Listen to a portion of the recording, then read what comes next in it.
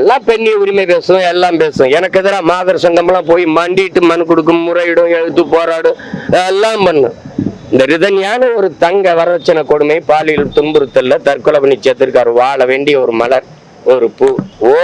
ஒருத்தர் பேசல. ஒரு அரசியல் இயக்கம், முற்போக்கு, பெண்ணிய உரிமை பேசுற பெருமக்கள், பெரியாரின் பெரும் தொண்டர்கள், பெண்களுக்கு எல்லா உரிமையும் பெற்றுக் கொடுத்தவர்கள், வரதட்சணை வாங்கி துன்புறுத்தி ஒரு பெண்ணை ஆள வேண்டும் என்று கனவோடு போன ஒரு பெண்ணை, அந்த வீட்டு பெண், உங்க வீட்டுல பெண் இல்லையா, உங்களுக்கு உடன் பிறந்தவர் இல்லையா, உன்னை பெற்றவள் தாய் இல்லையா, பெண் இல்லையா, அவள் என்ன மனநிலை இருந்தாலும் 60 நாள்ல தன் உயிரை மாய்த்து இறந்திருப்பாள். அந்த மனநிலை அவள் தெரிஞ்சிருச்சு.